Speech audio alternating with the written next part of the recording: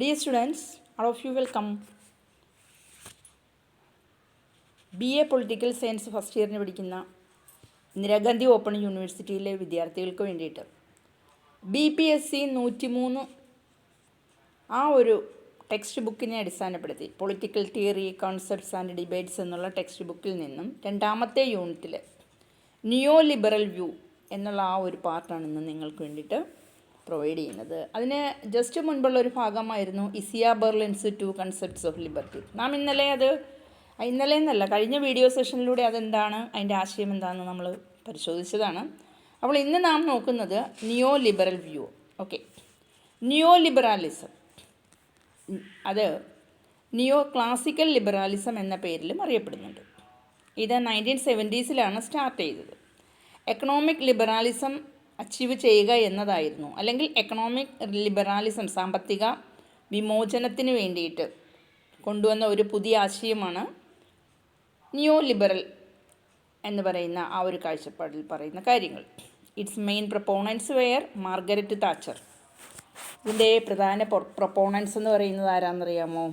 Margaret താച്ചറാണ്. അപ്പോൾ Margaret താച്ചറിൻ്റെ ഒരു പിക്ക് ഞാൻ നിങ്ങളെ ഒരു മിനിറ്റ് കാണിച്ചിരുന്നു അല്ലേ? അപ്പോൾ മാർഗരറ്റ് താച്ചറും അതേപോലെ തന്നെ അവരോടൊപ്പം റൊണാൾഡ് റീഗൻ, അദ്ദേഹം ആവശ്യപ്പെട്ടത് എക്കണോമിക് ഗ്രോത്ത് ഇൻക്രീസ് ചെയ്യണം. അതെങ്ങനെ ഇൻക്രീസ് ചെയ്യണം എന്നുള്ളതാണ്, ബൈ റെഡ്യൂസ് ദ ഇനീക്വാളിറ്റീസ്. നമ്മുടെ എക്കോണമിയിൽ നിലവിലുള്ള ഇനീക്വാളിറ്റീസിനെ റെഡ്യൂസ് ചെയ്തുകൊണ്ട്, അതുപോലെ തന്നെ reduce the fixed deficit of the government budget. Government ബജറ്റിലെ ഫിക്സഡ് ഡെഫിസിറ്റിനെ റെഡ്യൂസ് ചെയ്യണമെന്നതായിരുന്നു അദ്ദേഹം ആഗ്രഹിച്ചത്. അപ്പോൾ പ്രധാനമായിട്ടും അതിൻ്റെ എയിം എന്തെന്ന് ചോദിച്ചാൽ to cut down the role of government and enhance the role of the market. ആർക്ക് ഇമ്പോർട്ടൻസ് കിട്ടുക എന്നുള്ളതാണ്? മാർക്കറ്റിന് പ്രാധാന്യം കിട്ടുക, ഗവൺമെൻറ്റിൻ്റെ ആ ഒരു റോളിൻ്റെ ആ ഒരു ഇൻ്റർഫിയറൻസ് കുറയ്ക്കുക എന്നതായിരുന്നു ഇതിലൂടെ അർത്ഥമാക്കിയിരുന്നത്. അപ്പോൾ ഗവൺമെൻറ്റിൻ്റെ ഇൻ്റർഫിയറൻസ് കുറച്ചുകൊണ്ട് പ്രൈവറ്റ് പാർട്ടീസിന് കൂടുതൽ ഇമ്പോർട്ടൻസ് കിട്ടുന്ന രീതിയിൽ ഉള്ള ഒരു സിസ്റ്റം ഇവിടെ ഉണ്ടാവേണ്ടതുണ്ട് എന്ന രീതിയിലാണ് നിയോ ലിബറാലിസം എന്ന ഐഡിയ കൊണ്ടുവന്നത്. അപ്പോൾ മിനിമം ഗവൺമെൻറ് ഇൻ്റർഫിയറൻസ്, അപ്പോൾ അതിലൂടെ underlying the features of neo liberalism എന്നതായിരുന്നു. Free market economist such as Friedrich Hayek and US economist Milton Friedman, they attacked the role of government. അവരാണ് ഗവൺമെൻറ്റിൻ്റെ അനാവശ്യമായ ഇടപെടലിനെ ചോദ്യം ചെയ്തത്. അപ്പോൾ അങ്ങനെ ഗവൺമെൻറ്റിൻ്റെ അനാവശ്യമായ ഇടപെടലിനെ ചോദ്യം ചെയ്തുകൊണ്ട് സാമ്പത്തിക വിമോചനം എന്നൊരാശയം കൊണ്ടുവരികയാണ്. Robert Nozick was committed to the night watchman state എന്നുള്ള ആ ഒരു ഐഡിയസിലേക്കും വരുന്നുണ്ട്. So FA Hayek in his work constitution of liberty, അദ്ദേഹത്തിൻ്റെ വർക്കിൻ്റെ പേരാണിത്. അതിൽ അദ്ദേഹം ആർഗ്യൂ ചെയ്യുന്നത് എന്തെന്നാൽ a man possesses liberty or freedom when he is not subjected to coercion by the authoritative or the arbitrary authority will of another. അതായത് നമ്മളുടെ മേൽ അടിച്ചേൽപ്പിക്കുന്ന കുറേ അതോറിറ്റേറ്റീവായിട്ടുള്ള സിസ്റ്റം ഇവിടെയുണ്ട്. അപ്പോൾ അവരുടെ അവർ പറയുന്നത് അതുവഴി നാം അനുസരിക്കുക, നമ്മളുടെ മേലെ അടിച്ചേൽപ്പിക്കുക, അങ്ങനെയാകുമ്പോഴേക്കും ഒരു മനുഷ്യന് ലിബർട്ടി ഉണ്ടാവില്ല. അപ്പോൾ ഒരു മനുഷ്യന് ലിബർട്ടി അഥവാ ഫ്രീഡം പൊസസ് ചെയ്യാൻ സാധിക്കുന്നത് അവനൊരിക്കലും ഒരു നിർബന്ധപരമായ രീതിയിൽ ഒരു ആർബിട്രറി അതോറിറ്റിക്ക് വിധേയമായി പ്രവർത്തിക്കാതിരിക്കുമ്പോഴാണ് എന്നതാണ്. So he described that individual freedom is not a political freedom. അപ്പോൾ വ്യക്തി സ്വാതന്ത്ര്യം എന്ന് പറയുന്നത് യഥാർത്ഥത്തിൽ എന്തല്ല? പൊളിറ്റിക്കൽ സ്വാതന്ത്ര്യമല്ല. അപ്പോൾ പൊളിറ്റിക്കൽ സ്വാതന്ത്ര്യം എന്ന് പറയുമ്പോൾ അവിടെ കുറേ നിയന്ത്രണങ്ങളും കാര്യങ്ങളും വരും. അപ്പോൾ വ്യക്തി സ്വാതന്ത്ര്യത്തിൻ്റെ മേൽ ഒരിക്കലും പൊളിറ്റിക്കൽ സ്വാതന്ത്ര്യം എന്ന ആ ഒരു കൺസെപ്റ്റ് അടിച്ചേൽപ്പിക്കരുത് എന്നാണ് അദ്ദേഹം പറയുന്നത്.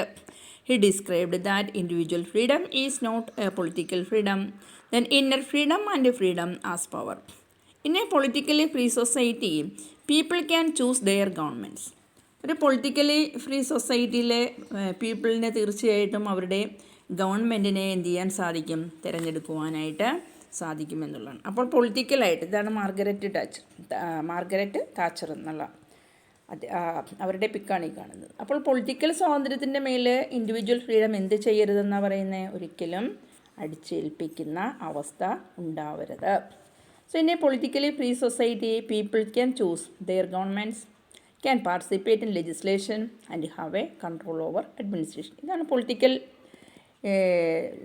ചോയ്സ് ഉള്ള ഒരു സിസ്റ്റം എന്ന് പറയുക. അപ്പോൾ പൊളിറ്റിക്കൽ ഫ്രീഡത്തിൽ വ്യക്തികൾക്ക് എന്ത് ചെയ്യാം? അപ്പോൾ അവർക്ക് ലെജിസ്ലേഷനിൽ പാർട്ടിസിപ്പേറ്റ് ചെയ്യുകയും സൊസൈറ്റിക്ക് ഫ്രീ സൊസൈറ്റി എന്ന രീതിയിൽ freedom and freedom as power, inner freedom എന്ന രീതിയിൽ പവറിൻ്റെ ബേസിൽ ഫ്രീഡം എല്ലാം എൻജോയ് ചെയ്യാം. അപ്പോൾ അതൊരു സ്വതന്ത്രമായ ഒരു പൊളിറ്റിക്കലി സ്റ്റേറ്റാണ്, അതൊരു ഫ്രീ സൊസൈറ്റിയാണ്. People can choose their government, then they can participate in legislation and have a control over administration. ഇതെല്ലാം പൊളിറ്റിക്കൽ ഫ്രീഡം നിലവിലുള്ളപ്പോൾ കാണുന്ന സാഹചര്യങ്ങളാണ്. But this may not relate to individual freedom. പക്ഷേ ഇതൊന്നും തന്നെ വ്യക്തി സ്വാതന്ത്ര്യത്തിലേക്ക് നയിക്കുന്ന കാര്യങ്ങളാണോ? അല്ല. A democratic government may have restrictions and an autocratic government can be relatively free. ഒരു ഡെമോക്രാറ്റിക് ഗവൺമെൻറ് എന്ന് പറയുമ്പോൾ എന്ത് തോന്നിയ വാസവും അവരിഷ്ടപ്പെടുന്ന രീതിയിൽ ചെയ്യാൻ പറ്റില്ല. കാരണം അവർക്ക് ജനാധിപത്യ മര്യാദകളെ, ജനങ്ങളുടെ മൂല്യങ്ങളെ, ജനങ്ങളുടെ വാക്കുകളെ മാനിച്ചുകൊണ്ട് വേണം പ്രവർത്തിക്കാൻ. അപ്പോൾ അങ്ങനെ ആകുമ്പോഴേക്കും ജനങ്ങളെ കൂടി അവരുടെ വാക്കുകൾ കൂടി ശ്രദ്ധിക്കേണ്ടതും അവർക്ക് പരിഗണന നൽകേണ്ടതുമുണ്ട്. മറിച്ചൊരു ഓട്ടോക്രാറ്റിക് ഗവൺമെൻറ് ആണെങ്കിലോ താൻ എന്താണോ ആഗ്രഹിക്കുന്നത് താനത് ചെയ്യുക തന്നെ ചെയ്യും. ആ ഒരു പോളിസി ആയിരിക്കും. അപ്പോൾ അവർ റിലേറ്റീവ്ലി ഫ്രീ ആയിരിക്കും. എന്നാൽ ഡെമോക്രാറ്റിക് ഗവൺമെൻറ് അങ്ങനെ ഫ്രീ ആവാൻ പറ്റില്ല. അതിൻ്റെ കാരണം ഇതാണ്, ഡെമോക്രസി എന്നുള്ള ആശയത്തിൻ്റെ ആ ഒരു വിപുലത അത് ജനങ്ങളിലേക്ക് എത്തിക്കേണ്ട ഉത്തരവാദിത്വം അവർക്കുണ്ട്. So he further said that individual freedom is not inner freedom. അപ്പോൾ ഇൻഡിവിജ്വൽ ഫ്രീഡം എന്ന് പറയുന്നത് എന്താണ്? ഇന്നർ ഫ്രീഡം അല്ല. An individual might be guided by his actions or will rather than be coerced by others. അപ്പോൾ ഒരു വ്യക്തിയുടെ സ്വാതന്ത്ര്യം എന്ന് പറയുമ്പോഴേക്കും അയാളെ നയിക്കുന്നത് അയാളുടെ പ്രവർത്തനങ്ങളാവാം, അതല്ല എങ്കിൽ മറ്റുള്ളവരുടെ നിർബന്ധപൂർവ്വം ചെയ്യുന്ന കാര്യങ്ങളാവാം. But that does not mean that the society is free to allow rational discourse of actions. അപ്പോൾ അങ്ങനെ ആകുമ്പോഴേക്കും അതിലൂടെ നമുക്ക് പറയാൻ സാധിക്കുന്നത് സമൂഹം പരിപൂർണമായും സ്വതന്ത്രമായ രീതിയിൽ വ്യക്തികൾക്ക് കാര്യങ്ങൾ ചെയ്യാൻ സാധിക്കുന്നു എന്നുള്ളതല്ല, മറിച്ച് മറ്റുള്ളവരുടെ നിർബന്ധത്തിന് വഴങ്ങി എന്തൊക്കെയോ ചെയ്യുന്നു എന്നുള്ളൊരു സാഹചര്യം ഇവിടെ ഉണ്ടാകാം. Finally individual freedom should not be confused with freedom as power. അപ്പോൾ വ്യക്തി സ്വാതന്ത്ര്യം എന്ന് പറയുമ്പോൾ അതിനകത്തൊരാശയക്കുഴപ്പം അധികാരത്തിൻ്റെ പവറിൻ്റെ തലങ്ങളിൽ നിന്നുള്ള ആ ഒരു രീതിയിൽ ആശങ്ക ഉണ്ടാക്കേണ്ട കാര്യവുമില്ല. വ്യക്തികൾ ഇഷ്ടപ്പെടുന്ന കാര്യങ്ങൾ ചെയ്യുന്നതാണ് വ്യക്തി സ്വാതന്ത്ര്യം. അവിടെ പവറിൻ്റെ ആ ഒരു അടിസ്ഥാനം ഇല്ല. Freedom of power signifies our power to act according to our wishes and decides. വ്യക്തി സ്വാതന്ത്ര്യത്തിലെ പവർ എന്ന് പറയുമ്പോൾ അവരാഗ്രഹിക്കുന്നത് അവരുടെ ഇഷ്ടപ്രകാരം ചെയ്യുവാനുള്ള സ്വാതന്ത്ര്യമാണ്, അതാണ് പവർ. എന്നാൽ പൊളിറ്റിക്സിൽ പവർ എന്ന് പറയുന്നത് അതല്ലല്ലോ. അപ്പോൾ freedom of power signifies here our power, that is individual's power, the society's power to act according to our wishes and desires. An individual may have the effective power to get things done that he might not be able to do legally. അപ്പോൾ ഒരു വ്യക്തി തീർച്ചയായിട്ടും വളരെ ഫലപ്രദമായ രീതിയിൽ കാര്യങ്ങളെ മുന്നോട്ട് കൊണ്ടുപോകണമെന്നുണ്ടെങ്കിൽ എന്ത് ചെയ്യരുത്? He might not be able to do legally. ഒരിക്കലും ലീഗലായിട്ട് നിയമപരമായിട്ട് തൻ്റെ മേൽ നിയന്ത്രണങ്ങൾ താൻ ഇഷ്ടപ്പെടുന്ന കാര്യങ്ങൾ ചെയ്യുന്നതിന് ഉണ്ടാവരുത്. But not now here signifies that a society is free in its actions. ഒരു സമൂഹം അതിൻ്റെ പ്രവർത്തനങ്ങളിൽ സ്വതന്ത്രമാണ്, സ്വതന്ത്രമായി ചെയ്യാനുള്ള അവകാശങ്ങൾ എന്ന് പറയുമ്പോഴേക്കും അത് സൊസൈറ്റിയിലുള്ള വ്യക്തികൾക്ക് നിയമപരമായി അനുവദിച്ചു കൊടുക്കുന്ന കാര്യങ്ങളിൽ മറ്റുള്ളവരുടെ ഇടപെടലുകൾ ഉണ്ടാകാതിരിക്കുക എന്നതാണ്. Then according to Hayek an individual will be able to self determine if there exists freedom from constraints of the state. ഇവിടെ കൺസ്ട്രെയിൻസ് അഥവാ നിയന്ത്രണങ്ങൾ ആരുടെ ഭാഗത്തു നിന്നാണ്? സ്റ്റേറ്റിൻ്റെ ഭാഗത്തു നിന്ന്. അതുകൊണ്ട് ഹയേക്കിൻ്റെ തിയറി എന്താ പറയുന്നത്? ഇൻഡിവിജ്വൽ വ്യക്തികൾക്ക് തീർച്ചയായിട്ടും സ്വയം ഡിറ്റർമിൻ ചെയ്യാൻ, സ്വയം തീരുമാനിക്കണം എന്ത് ചെയ്യണം, എന്താണ് തങ്ങൾക്ക് അഭികാമ്യം, എന്താണ് തങ്ങൾ ചെയ്യേണ്ടത്. അപ്പോൾ തങ്ങളുടെ സ്വാതന്ത്ര്യം എവിടെയാണ്? അത് സ്റ്റേറ്റ് എന്ന ആ ഒരു അതോറിറ്റേറ്റീവ് ആയിട്ടുള്ള കൺസ്ട്രെയിൻസ് തങ്ങളുടെ മേലെ ഇല്ലാതിരിക്കുകയും തങ്ങൾക്കിഷ്ടമുള്ള കാര്യങ്ങൾ ചെയ്യാൻ സാധിക്കുകയും ചെയ്യാൻ പറ്റുന്ന അവസരമാണ്. അതുകൊണ്ടാണ് ഹയേക്ക് പറയുന്നത് individual will be able to self determine if there exist freedom from constraints of the state. He argued to minimize the coercive actions of the state as it is not an instrument of distributive justice. അതായത് നീതി നിർവഹണം ന്യായമായ രീതിയിൽ സമൂഹത്തിലെ എല്ലാവർക്കും ഉണ്ടാകണമെന്നുണ്ടെങ്കിൽ അവിടെ ഒരു നിർബന്ധിതമായ പ്രവർത്തനം മറ്റൊരു അതോറിറ്റേറ്റീവ് എന്ന രീതിയിൽ സ്റ്റേറ്റിൻ്റെ ഭാഗത്തു നിന്നും ആരോട് ഉണ്ടാവരുത്. വ്യക്തികളുടെ ഭാഗത്തേക്ക് വേണ്ടതിനും വേണ്ടാത്തതിനും ഉണ്ടാവരുത്. വ്യക്തികളുടെ ഭാഗത്ത് സ്റ്റേറ്റിൻ്റെ ഇടപെടൽ മിനിമൈസ് ചെയ്യുന്ന തരത്തിലായിരിക്കണം. എന്നാൽ മാത്രമേ ലിബർട്ടി ആൻഡ് ഈക്വാലിറ്റി എന്ന തരത്തിലേക്ക് അവർക്ക് ജസ്റ്റിസിൻ്റെ ആ ഒരു പാതയിലൂടെ നന്നായിട്ട് ആസ്വദിച്ച് മുന്നേറുവാനായിട്ട് പോകാൻ പറ്റൂ എന്നുള്ളതാണ്. എ സ്റ്റേറ്റ് കാനോട്ട് കൊയേഴ്സ് എന്ന് പറഞ്ഞാൽ നിർബന്ധിക്കുക എന്നുള്ളതാണ്. A state cannot coerce society that has different talents and skills to be equal as it will create further inequality. അപ്പോൾ ഗവൺമെൻറ് എന്ത് ചെയ്യരുത്? വ്യക്തികളെ ആരെയും നിർബന്ധിക്കരുത്. എന്ത് ചെയ്യണം? വ്യക്തികൾ ഡിഫറെൻറ്റ് ടാലൻ്റ് ഉള്ളവരാണ്, വൈവിധ്യമായ സ്കില്ലുള്ളവരാണ്. ഇവരെ എല്ലാവരെയും സമഭാവനയോടുകൂടി കാണണം. അവർ വ്യത്യസ്തമായി കാണാനാണ് സ്റ്റേറ്റിൻ്റെ ആ ഒരു നിലപാടെങ്കിൽ സൊസൈറ്റിയിൽ വീണ്ടും ഇനീക്വാളിറ്റി ക്രിയേറ്റ് ചെയ്യാം. So Hayek was so passionate about freedom that he even denied equal freedom for all. അതുകൊണ്ട് എല്ലാവർക്കും ഈക്വൽ ഫ്രീഡം എന്ന് പറയുന്ന ആ കാര്യത്തിലേക്കല്ല, വ്യത്യസ്തമായ ടാലൻറ്റും വ്യത്യസ്തമായ കഴിവുകളും എല്ലാം ഉള്ളവരാണ്, സ്കില്ലെല്ലാം വ്യത്യസ്തമാണ്. അപ്പോൾ വ്യത്യസ്തമായ രീതിയിലായിരിക്കും ജനങ്ങൾക്ക് എന്ത് ആക്ഷനും ചെയ്യാൻ സാധിക്കുക. അപ്പോൾ അതുകൊണ്ട് അങ്ങനെയുള്ള ഈക്വൽ ഫ്രീഡം എല്ലാവർക്കും എന്ന് പറയുമ്പോഴേക്കും ഹി ഈവൻ ഡിനൈഡ്, അതിനെ അദ്ദേഹം ഡിനേ ചെയ്യുന്നു, നിരസിക്കുകയാണ് ചെയ്യുന്നത്. It is better that some should be free than none and better that many should have full freedom than that all should have a limited freedom. അതായത് അദ്ദേഹത്തിൻ്റെ കാഴ്ചപ്പാടല്ലേ ഇവിടെ നല്ല രീതിയിലുള്ള ഒരു സിറ്റുവേഷൻ ഇവിടെ ക്രിയേറ്റ് ചെയ്യാൻ സാധിക്കുന്നത്. ഒന്നും ചെയ്യാൻ എന്താ പറയുക, എന്തെങ്കിലും ഇത്തിരി ചെയ്യാൻ അനുവദിക്കുന്നതും നല്ലത് ഒന്നും ചെയ്യാൻ അനുവദിക്കാതിരിക്കുന്നതാണ്. കാരണം അങ്ങനെ ഇത്തിരി എന്തെങ്കിലും അനുവദിച്ചു കൊടുക്കുന്നതിന് അതിനേക്കാൾ ഉപരി അവർക്ക് ഇഷ്ടപ്പെടുന്നത് ചെയ്യാൻ അവരുടെ വഴിക്ക് വിടുക എന്നുള്ളതാണ്. അപ്പോൾ അങ്ങനെ വരുമ്പോൾ മാത്രമേ അവർക്ക് സ്വാതന്ത്ര്യം എന്നത് എന്താണെന്ന്, ആ ലിമിറ്റഡ് ഫ്രീഡം കൺസ്ട്രെയിൻസ് അവർക്ക് ഒന്നും വേണ്ട രീതിയിൽ ചെയ്യാനുള്ള അവസരം കൊടുക്കില്ല. അതുകൊണ്ട് therefore the state should positively to promote competition and ensure minimum income to all of but not coerce the society to be equal in all respect. എല്ലാ കാര്യങ്ങളിലും എല്ലാവരും ഒരുപോലെ ആയിരിക്കണം എന്ന രീതിയിൽ പ്രവർത്തന കാര്യത്തിലെല്ലാം വ്യക്തികളുടെ മേലെ സ്റ്റേറ്റ് നിർബന്ധിക്കേണ്ട ഒരു കാര്യവുമില്ല. കാരണം വ്യക്തികൾക്ക് വ്യത്യസ്തമായ കഴിവുകളും ടാലൻറ്റും ഉള്ളവരാണ്. അപ്പോൾ അവരുടെ വഴിയിൽ വ്യത്യസ്തമായ കഴിവുകളിൽ അവരെ പ്രൊമോട്ട് ചെയ്യാനുള്ള കോമ്പറ്റീഷനും അതുപോലുള്ള മിനിമം ഇൻകം ലെവലും കിട്ടാനുള്ള രീതിയിൽ അവരെ പ്രൊമോട്ട് ചെയ്യുക, പ്രോത്സാഹിപ്പിക്കുക, ഇതാണ് സ്റ്റേറ്റ് ചെയ്യേണ്ടത്.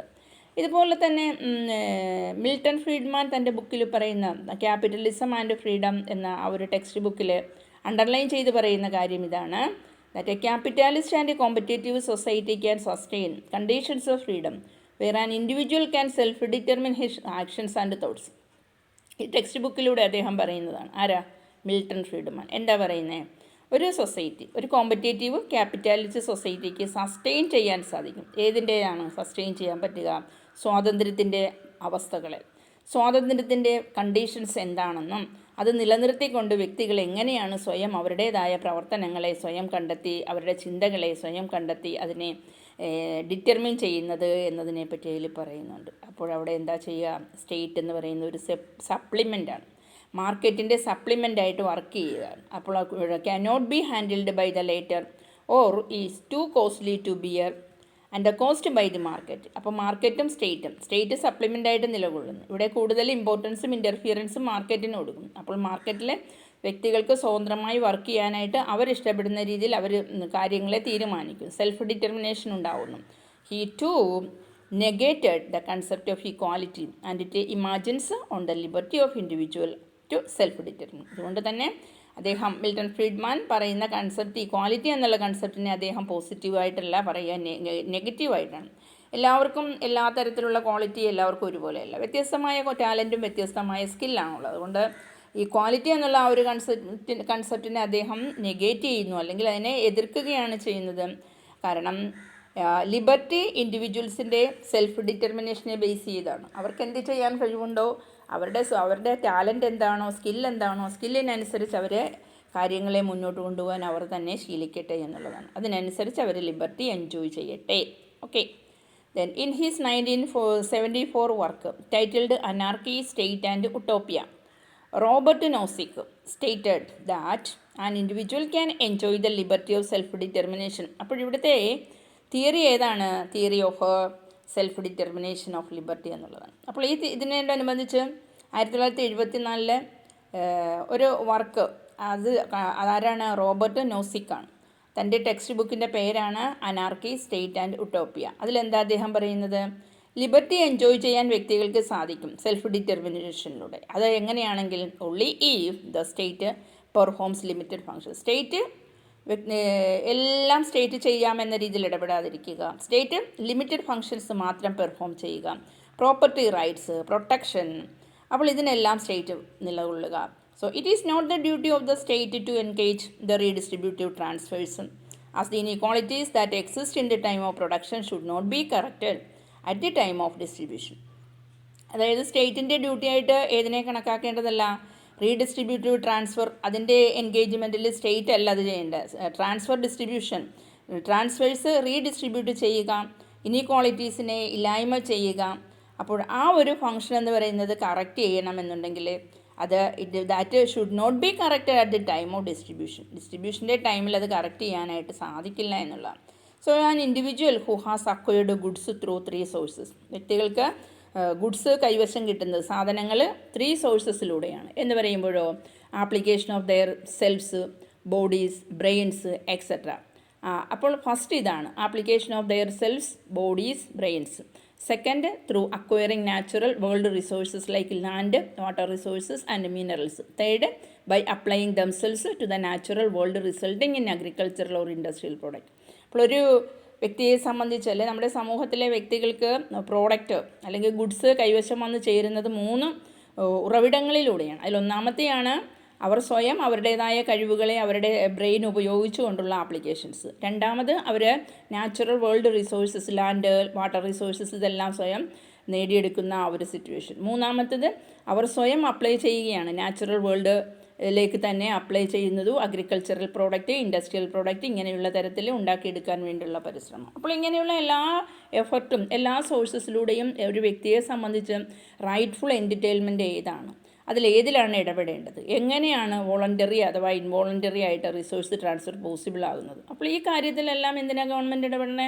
വ്യക്തികൾ അവരുടേതായ സാധ്യതകൾ ഉപയോഗിച്ച് കണ്ടെത്തട്ടെ, അവർ സ്വയം ചെയ്യട്ടെ. അതാണ് പോളിസി അല്ലെങ്കിൽ തിയറി എന്ന് പറയാം. Okay. On all these sources an individual has rightful entertainment unless he voluntarily transfers to others. Nozick explains that if an individual has invented a medicine of rare disease he can demand a price for it. ഒരു വ്യക്തി ഒരു അപൂർവ രോഗത്തിനുള്ള മരുന്ന് സ്വയം കണ്ടെത്തി, എന്നാൽ എന്തുകൊണ്ട് അയാൾക്ക് അതിൻ്റെ വിലയെ ഡിമാൻഡ് ചെയ്യാനുള്ള കഴിവില്ലാതെ വരുന്നത്?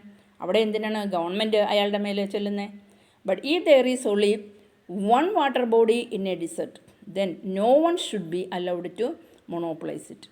എന്നാൽ ഒരു ഡിസർട്ടിലെ ഒരു വാട്ടർ ബോഡി അവിടെ മുളച്ച് നിൽക്കുന്നതുകൊണ്ട് ആ ഡിസർട്ടിൽ നിൽക്കുന്ന വാട്ടർ ബോഡിയുടെ മേലെ ആരും തന്നെ അതിൻ്റെ അവകാശവും ഉന്നയിച്ച് മൊണോപ്പൊളൈസ് ചെയ്യാനായിട്ട് നോക്കേണ്ടതുമില്ല.